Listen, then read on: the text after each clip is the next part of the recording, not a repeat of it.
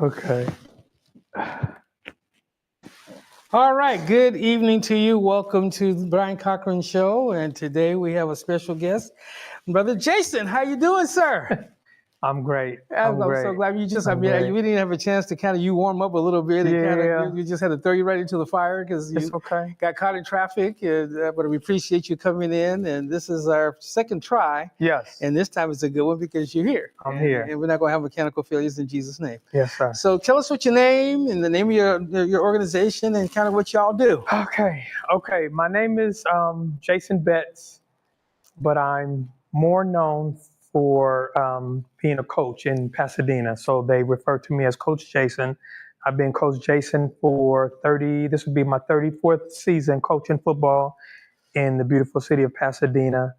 And I love anything that deals with our youth, from mentoring to coaching to empowerment. And I'm sitting here talking about it and I'm floating on the cloud because I get to work in my chosen profession, and it's also my passion, and I love it. Anything to like when you can inspire somebody, and a lot of the young people I'm working with lack hope. So to bring that sense of hope to them and the love and support that we all need, don't get no better than that. That's true. Don't get no better than that. So I love it. So what are some of the tools that you use before we get into the other part of what we're talking about? Because coaching is so important and working with young people is so important. What are some of the tools that you use in dealing with these young people? Okay, so Life Builders, we started out in 2000 just doing sports training and mentoring with the youth. But like anything, the more time you spend with someone, you get to know not only what's going on in their life, but in the lives of the youth that are in the program. So I was a probation officer at the time, and I knew that I needed to do more. I was raising my own family, so I really didn't have the time to, or even had the thought of going back to school to become a therapist. So it's Life Builders has just transformed with how our society has regressed as far as the behavior issues that are showing up and the avoidance of speaking on mental health.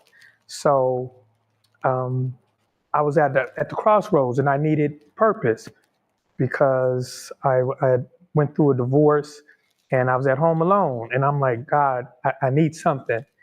And I prayed, and he said, go to school. So I Googled master's program, and the first thing that came up was marriage and family therapy program at Pacific Oaks College. And I just ran with it, and everything just made sense, from the classes, from being embraced by the instructors, to learning more about myself, communication, and I was healed. I was healed going through the program. Now I can be a healer of others. So I'll say it a million times, it's just a beautiful experience to heal, go through something healing, and now you're in a position to help and heal other people. So, so how did you get into knowing about you going to the next level into mental health?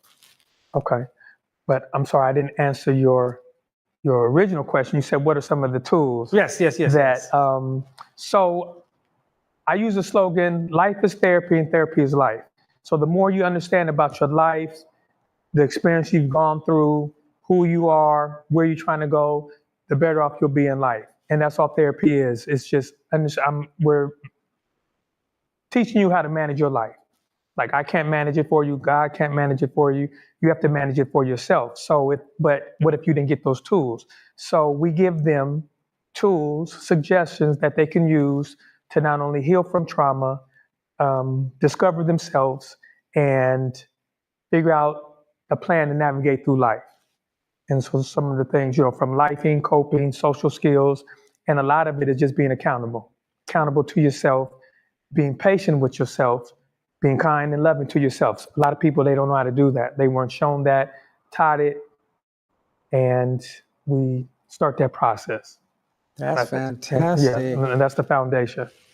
And so what are some of the things that you do within your organization? So right now it's another thing that makes me smile. So we have a after school program in Pasadena where we spend time not only mentoring but tutoring young people in Northwest Pasadena. It's a underserved community, and we teach empowerment and have healing sessions at 2 different detention centers in San Bernardino, California. And we'd have a drug and alcohol rehabilitation program at one of the facilities, and it's been received well. So now they want us to teach the drug and alcohol rehabilitation program at the second facility, which blessings on top of blessings. And with LA County, we're providing mentorship to individuals on probation, teenagers and young adults. What I really like, not only are we providing jobs for individuals that I know, but we also help and support people returning home from prison. Awesome. And we hired a young man, just got home needing opportunity, and he presented himself well. He's ready to go, and he started the end of December, and he's doing well, and I love it. Fantastic. I love it. I love it. So we are both African American, as y'all can see. Yes, sir. What are some of the stigmas behind why we don't get mental health? Let's see. Let me try to break it down. So I believe, first of all, in the grander scheme of society, mental health, like growing up, I don't know if you remember, but I remember people saying, "Oh, they're crazy," and we would like laugh and make fun of it. Right. But if somebody really has issues, we really shouldn't be making fun of them. Now, we can joke and have a good time, but if somebody's struggling with their mental health, they shouldn't be ridiculed. So growing up, it wasn't discussed. Even before I was born, in my family, we had a aunt that I never met. She passed before I was born, but she had mental health issues, and it was kind of like, not like a secret, but it wasn't addressed properly. So that was like a different time. I don't know what was available, but so now moving forward, the Black community still hasn't really addressed it, embraced it. I have clients that need services, and people like, they're still on the fence because they don't understand. When you don't understand something, it's hard to accept it. So we break it down. I share with them, you don't have to say it's therapy. You can say, I'm your life coach. Because what did I say earlier? Life is therapy, therapy is life. So take down the words that have a negative connection in your conscious and subconscious, and say you have a life coach. So now when you're having conversations with people, you say, oh, I'm going to go see my life coach. They're like, oh, wow. It's a different response. And you're empowered because now you're feeling better, but you're getting the thing is you're getting the work. So take away therapy, take away, you have a clinician, and if it makes you more comfortable in that, in that specific situation, you have a life coach. And then now we can get to the healing. So should a person see you that has depression? Yes, my areas of specialty are depression, anxiety, couple conflict, domestic violence, drug and alcohol addiction, grief, and there's a few other that don't come to mind. But I'm comfortable dealing with the things that not only do I have the training and understanding, but the personal experience of different disorders that I can either relate to personally. I'm a former probation officer, so I had many clients presenting the stuff that I just stated, and we just talk, and the more comfortable the individual I'm working with is, the easier I believe the sessions go. Not just feeling safe, but feeling comfortable and not looked at, because our face says it all. So if you say something I'm not comfortable with, I might give a face that makes you feel funny, and now you're not returning, and it might turn you off from therapy altogether. So I'm mindful of, how I present, and only conducting sessions in areas that I have experience in. If somebody presented something that I wasn't comfortable with, or had the training or the knowledge, I would refer them out, because I think not only is that my duty, but I want them to feel comfortable dealing with someone who has that experience. That's fantastic, because a lot of times I'm a minister too. Right. And so we want to hold on to people and think that they belong to us when we actually belong to God. And your concept and idea, which is so incredible, that if you can't help somebody, don't let them die. Don't let them go without the help they need. Share, pass them on to somebody else so they can continue to get the help they need. Yes, sir. We're all part of the same team. Yes, sir. That's so yes, awesome. we are. That's so yes, awesome. we are. If you would like to leave a comment, or if you have a question for Coach, please feel free. That's why I had to do it a different way, because I figured folks are going to want to ask questions, because he's awesome. Matter of fact, he's my therapist, and he says, how can educators embrace mental awareness for Black students in school? We repeat that again. Say that again. How can educators embrace mental awareness for Black students in school? I'll leave it up so that way. Okay. That's a great question. I think it's first starting off having conversations, breaking down the stigmas that you mentioned earlier, so the students understand that it's okay to talk about mental health and awareness and getting help and saying you need help, and even understanding what is mental health, because some people don't know. They said, it's a word that is thrown around, but what is it? So having the conversations, providing information if they do need services. If it's not from Life Builders, there's plenty of providers in all areas.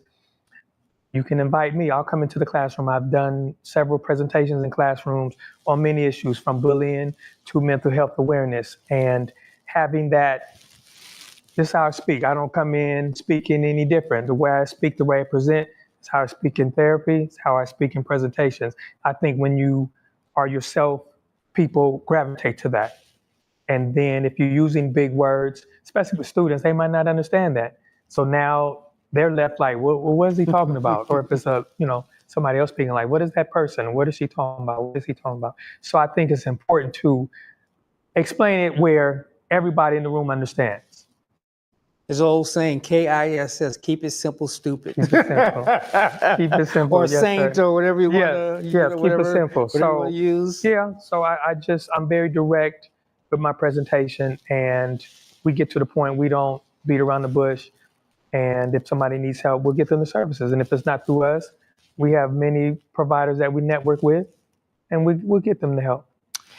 Yes, that brings us to you and I. I haven't shared what's gone on with me yet, and I will soon, but I had a huge trauma. My wife and I had a huge trauma, and I needed some help. Yes, I'm a minister of the gospel. Yes, I have some ministers, which I shared last week, that I have some ministers that I'm accountable with, and they counsel me as well. But I needed somebody that was out. Jason is a saved man, but I got him through Kaiser. And the Lord blessed and gave me a man that loves the Lord, at the same time has all the pedigree of being able to help me. I wouldn't be sitting here now doing what I'm doing now if it hadn't been for him. And it's one of those where we're taught as ministers that give it to God, and God will fix it. It's in the scriptures. But he says, what about a multitude? Go to a multitude of counsel, get help. And so as you've been helping me, I appreciate it. Thank you. No problem. And we meet every week, and sometimes we don't have a whole lot to say. Sometimes we just pray and talk, and sometimes he'll make me dig in, and what's so cool about Jason, I'm saying it like he's not here, but one of the cool things about him, and I'll toot his horn for me, because I'm getting high on his services right now, and he's helping me tremendously, is that he's patient, and he doesn't force me to say anything that I'm not ready to say. He's given me some tasks to do, and I came back the next week and said, hey, I couldn't do it, He said, look, don't worry about it. We'll wait till you're ready. And I think that's the biggest thing that helped me. And that's why I'm doing the show today, and we'll probably do a couple more, because we got something coming up that we want to help people as well, is that there's other ministers like me, there's other folks that are in the body of Christ, as well as African-American, they need help. And so as you were, without giving away what we've been talking about, what are some of the things you did with me to help me? Can you say that? Good question. Yes, I can speak in generic terms. So I think it's important when you're working with anyone, as you mentioned, to be patient. Come in with not stuff that maybe from another client that has similar issues or concerns or what they're presenting, coming in with a clean slate, like you're someone totally different than the next person. So I'm able to block out everything and just focus on, like when I first met you, focus on you, what you're presenting, and where you need the help at, but not say, okay, we got to, we got one thing we do have, we have time. We have time. So got good insurance, y'all.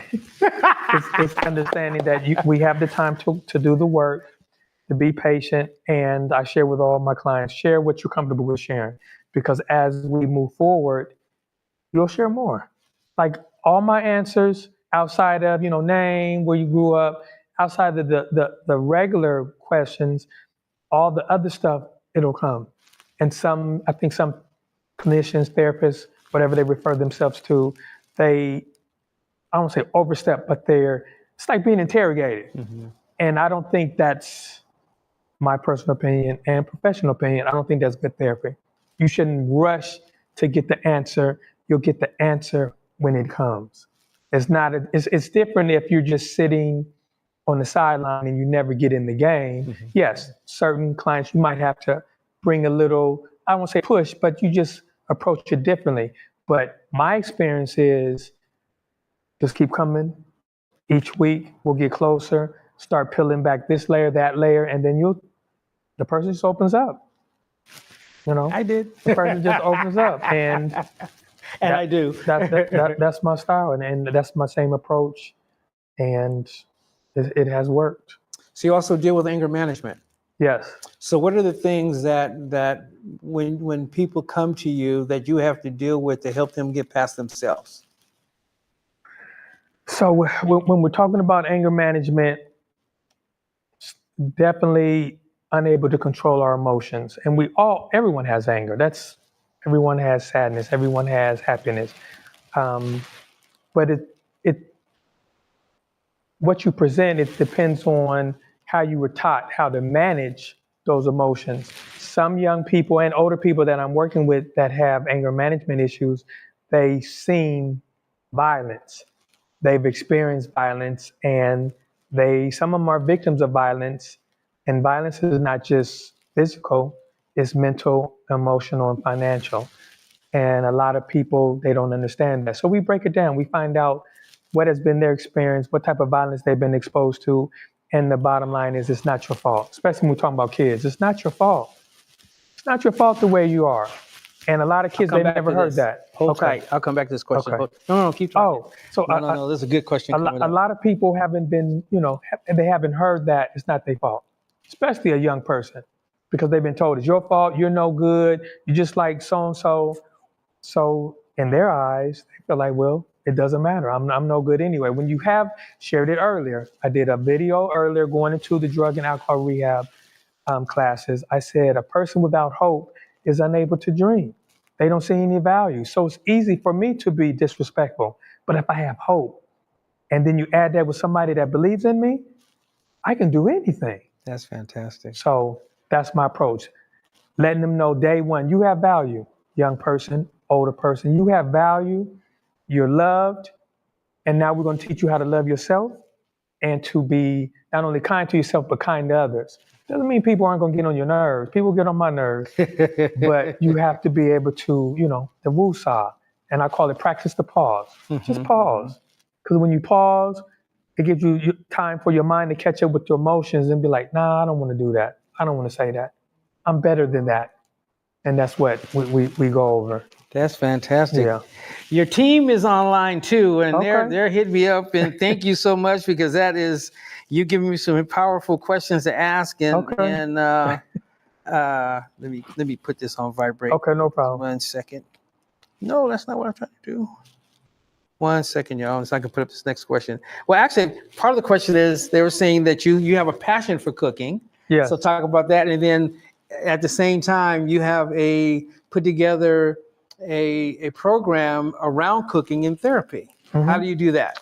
Okay, so culinary therapy. Let's start off where did my passion come from cooking? So my dad, growing up, he wanted me to be a self-sufficient individual. So it's no such thing in our household as woman's work. It's just work. So he wanted me to know how to cook, clean, sew, wash my clothes, do the yard, anything in the house. He wanted me to be able to do. That way, it doesn't matter who I live with, I got it because I know how to do it. So once I got into college, and you're doing fast stuff in college, it wasn't really an art during that time. But once I got out and started watching the cooking shows and seeing how to do this, doing that, I was bit by it, And then the baking side, I got into that because I was in charge of the birthday club. And I went and bought a cake. I won't say the name of the bakery because I don't want to put them out. But the cake was so old and dry. And I was offended. And it made the person whose birthday we're celebrating kind of sad. Right. So I said, that'll never happen again. So I've been baking cakes since 90, 95. That's fantastic. I've been baking cakes, baking cupcakes, and then I just elevated. I watched the cooking shows. And cooking is just like therapy. You're trying to find what formula works best. So same with cooking. I try to do different formulas to see what tastes better, elevate a cake, try a new flavor, what have you, surprise a family member. And it really helped during the pandemic because we weren't going anywhere. So I would cook and bake for family and friends and drop it off on their porch. And that helped not only myself, but it helped friends and family get through the pandemic. And then clients that I couldn't see in person, I would send the list to the parent. They would buy the material, the food items, and set up the iPad, and we would go through the steps. And that was during COVID, or that was during COVID. Yeah, it's kind of stepped out of it now because we're back in person. But I taught many young people how to make tacos. The young lady knows how to make a cheesecake, just whatever. And I let them pick the food item. Right. So one wanted to make spaghetti, one wanted to make tacos. The young lady wanted to make a cheesecake. And another example of someone showing interest in you. So it's not just what I want to do, it's what you want to do. And then in therapy, if we're just sitting there, blah, blah, blah, with a kid, they get distracted. So to be able to do a project during therapy is very beneficial. So I enjoyed that. I still enjoy it. And so are you offering classes now? So let me say this. Go ahead. No. Are you offering classes now? And then I'll come back to the end. Some of the things we're going to be doing. I'm working on several projects right now. I want to offer a summer program where I know my after school program will be in it, but I want to offer it in Pasadena. I want to offer 2 classes, one online and one in Pasadena, where we'll come in and we'll cook something each week. So yeah, this summer. Awesome. Yeah. Let me see what else anybody got to say. Powerful discussion. Well, let me put it up. I'm going to put it up so that way people can see it. Okay. You actually go to this one. It says, "This man has come a very long way. Coach Jason is a real one, and God has blessed him with a gift of knowledge and compassion." Next one. Thank you. Powerful discussion. Thank you. Glad you're enjoying it. We go back like Jerry curls. I did have a Jerry curl. A good Fred oil. Oh my God! Yes. We're telling our ages. Yes, I did have a Jerry curl. Shout out to awesome. my mom. Thank you, my hair. My wife is online too, checking us out. Okay. I know how it makes tamale. I know how to make tamale pie. Yes, that's my favorite. Thanks to my coach, my boss, and mentor. That's Shawnee. That's what I'm talking about. Shout out to Shawnee. I appreciate you. Your son's watching Pops. Hands up. Says yes, cooking at all times. LOL. It's therapy for her. Yes, she does. Right now, she's doing a lot more cooking than normally. We kind of go back and forward. Mm-hmm. But since what happened to us, for the past year, she's been doing probably 95% of the cooking. Okay. And it's been therapy for her. So what you're saying, absolutely, is right there on time. It very much so is.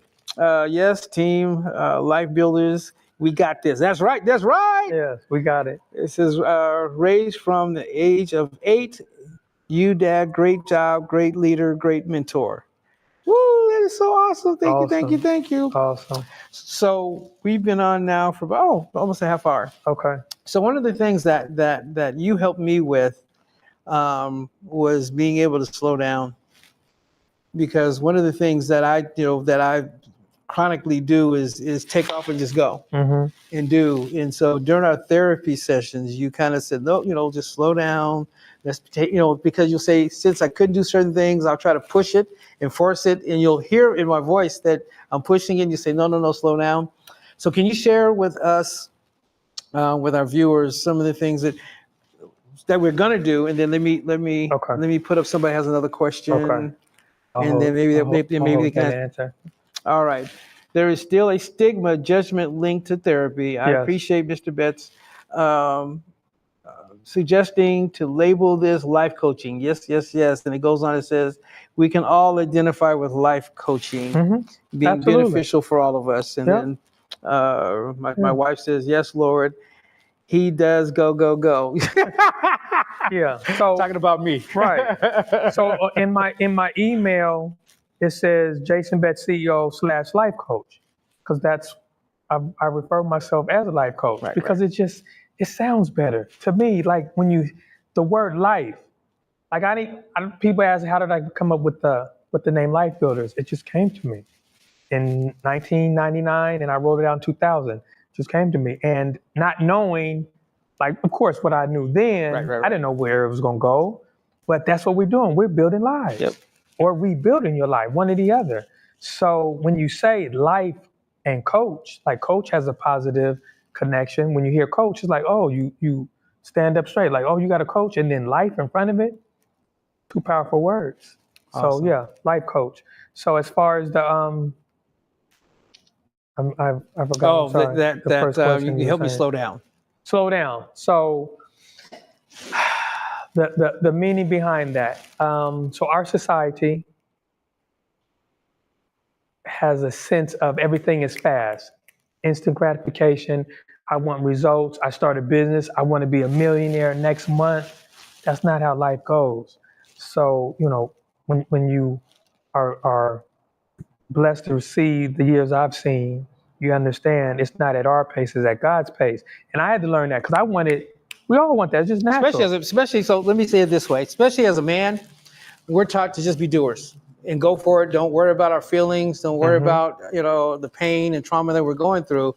We just got to go. But then that's why we die earlier. That's why we, self-delete, as they call it now, because we're on YouTube as well. So say self-delete, is that we because we're internalizing everything, we have no way to give it to somebody that we can trust. And what's so awesome about, you didn't know me, and that's one of the cool things about it. Whatever we talk about stays between us because you're bound by law. And then two, because you're also a man of God, that it's not going to, you may use some of the, anyway, but let me stop. Right. So in helping us, how long have you been with some people for therapy? Sometimes how long does it take? It varies. It varies. Like I have one client I met him right before the pandemic. I met him in January 2020, and I still see him today because of what he's presenting. And as a parent, so let me back up. So the individual, that's who he is. That's what he's going to always present. And as a parent, we want that fast recovery of our child, and we want our child to be quote unquote normal. But some kids will have something that they'll carry for their lifetime. So the parent, she's eventually understanding that. And I can't just say, well, bye, good luck, because that's 3 years. I have good rapport with them. So as long as I'm in therapy, and if he still qualifies for services, I will keep him, because not only I understand him, people have ran out on him. Like I think he had 4 other therapists, and they just left without a goodbye, just stopped coming. Wow. So how do you think that made him feel? Happened? So tell me what people, so when you started with him, what did it take for you to knock down those walls and to help him to feel comfortable with you? I always start out with just seeing see the humanity in everybody. No matter what they're presenting, going to juvenile hall, some people can't do that type of work. I'm a former probation officer. I'm not judgmental. I don't need to know why you're here. because that's not what my purpose. My purpose is to help you. So when you able to see somebody for the human, they're of God just like I am. So how could I see them less? So saying that and believing it is powerful. So we're connected day one. So they want to come back and again and again and again. So even if they take a little bit from the class, that's at least maybe the first person that not only believed in them, but gave them something just for them. And I think if we could repeat that over, a billion times, you will see the change we all want. Because everybody talks about, oh, I want this, I want safer streets, I want, decrease in crime, but no one's doing the work.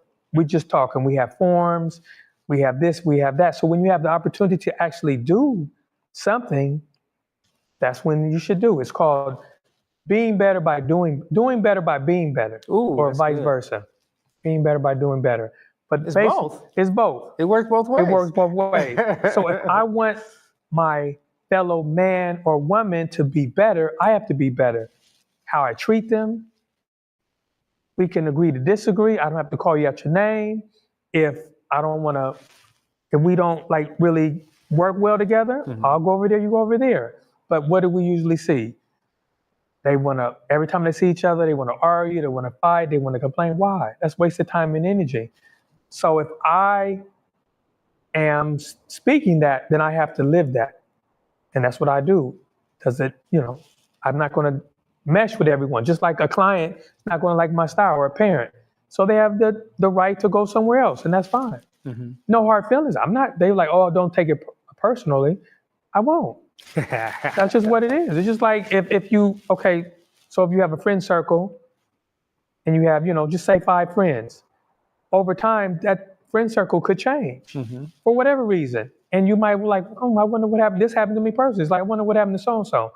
But I'm not going to call and say, hey, what happened? People leave for whatever reason. If I haven't done nothing to you, I'm not going to worry about it. Right. Because guess what? God's going to send somebody else who needs my friendship, someone else who needs mentorship. There's always going to be somebody to replace that void.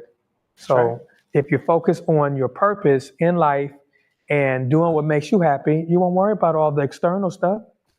So what you're offering is actually, even though it's supposed to be therapy, you as a life coach, you get into all those other things. It's all connected. Yeah. If I'm only focused on, say we're talking about anger management, if I'm only focusing on that and not looking at your environment, how do you interact with your parents, who you are as an individual. Or your spouse, significant other, loved ones, whatever makes you who you are. If I'm only talking about anger management, you might be able to deal with that. But what about all other stuff? What if you don't know how to love? What if you don't know how to communicate? I missed that opportunity by just having, the tunnel vision of just focusing on that one thing. So we look at everything, because everything is part of you, not just the one thing that you put on the intake form that you're here for. Yeah. So the question to Kamiko, we're going to be talking about it in a second about what we're going to be doing. So that way, because we're going to be doing something out here as well. We're going to give his information so that way you have his information. Then for the next couple of minutes, we'll be also talking about what we're going to be doing here in this location. We're in Pomona. We're in our studio here in Pomona, but I'm also on the campus of Pilgrim Congregational Church. And we're going to be doing some pretty cool stuff here, but I want to kind of get into the basics first, understand what we're doing and why we're doing it, so that way what he brings to the table, one, and how much is needed in our community, and we're going to bring it here to Pomona. So we thank God for that. So yes, absolutely. Brian Cochran, my wife, says, yes, sometimes I think we have to slow down. So many things going on every day, all day. We have to make sure we are taking time and it dropped off because it allows you so many characters. So for ourselves, doing self-care, mentally, physically, and spiritually, goes on to say. Yeah. It's all true. Thank you. Yeah. And then Jacqueline says, I will watch the replay. She got to get back to class. Well, thank you so much. That's cousin Jackie. Yeah. So we'll end now. And so one of the things that as Jason and I became more acquainted, we became friends, and I was praying about because out here there's a lack of the services that they offer in Pasadena. And then so one day we were talking, he said, hey, I wouldn't mind coming take a look to see what we can do out here. So what's your vision for out here, and tell them what we're going to be bringing, and then we could talk about how they can get a hold of you as well as us. We're going to form a list, so that way one will do some group counseling first, and then as time goes along, we're going to work on getting some funding, because we want to make sure service worthy of this hire, so we make sure they get paid as well. But we're going to bring them out here, or he's coming, and he's working on some funding to get us out here. We're in LA County, so he's working on some LA County grants, so that way we do anger management and some other stuff that he's talking about now. So go ahead and tell us kind of what you're thinking about doing out here. So the vision, Life Builders, we're on a mission. Pomona, yeah. We're on a mission, and Pomona is our next landing spot. So what we're bringing is what I call our empowerment series. And we will have group sessions. How many depends on how many people, are signing up for it. And, the age group, we want to make sure it's age appropriate. Divide the groups up, and we're just not here for the therapy side, but for people in certain areas. What do most people need? Jobs and opportunity. So we're also bringing our job training program, and we have 2 companies that will help with placement. So we're not only going to train you for the job, train you to maintain the job, and also place you in the job, because we could train you and then place you, but what if you don't know how to maintain it? Right. Then you write back to us saying, hey, it didn't work out. So we want to give you everything that you will need, and then the rest is on you. And that's where the accountability falls in. So empowerment, group sessions, job training, and then the mentoring / counseling for the youth in the area. And it's going to be beautiful, because everything we've done is a connection on not only my vision, but the people who work with me. They're also inspired, wanting that same change I talked about earlier, and invested. So when you have a team that not only supports Life Builders, but is invested in that change, you can do anything. That's right. Yeah. That's right. Do you have any more questions before we go off tonight? We're going to be doing, it's a holistic, just so you know, it's going to be a holistic approach. We have a bunch of programs we're going to do, including, entrepreneurship. Because we have a podcast center, we're going to be teaching people how to get in and do their own broadcasts like this here, and all kind of stuff as well. And then we also have a men's program helping, men to become better men and learning what it is to be a man. Because one of the things that happened to me is because a young man didn't know how to be a man. And he didn't know how to deal with his anger and some other stuff that we'll talk about another time.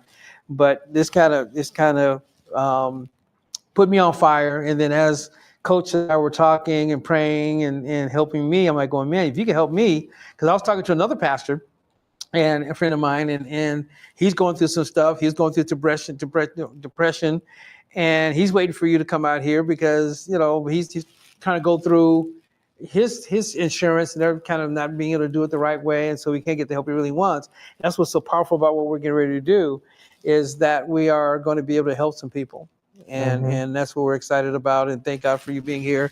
And insurance won't be the issue either.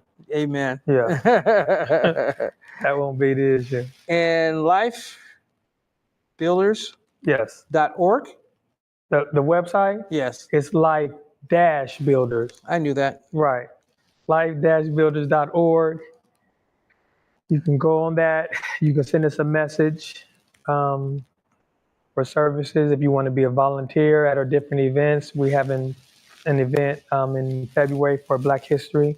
We're having a Pasadena Unity Day in Brookside Park. So where we bring in all the brothers that we personally know to come out, fellowship, and we'll have a flyer. So he'll send me a flyer. Yes, we'll make a flyer, so that way we could post it on through our stuff and through our email as well. I'm excited. Thank you so much for fighting traffic to come out here and be a part. Any last words before we go off? Yes, I just want everybody who's listening, just remember to be kind to yourself, do your self-care, and if you need help, get help. Like I said, you don't have to contact Life Builders, but contact somebody. There's no reason to suffer in silence. So, and just live your life to the fullest every day, because we're not promised the next day. So whatever you want to do today, do it. And thank you for tuning in, and thank you for the opportunity. No, thank you. Appreciate it. Thank you so much. This is the Brian Cochran Show. This is our first full one. Yay, we made it. No technical difficulties. No, and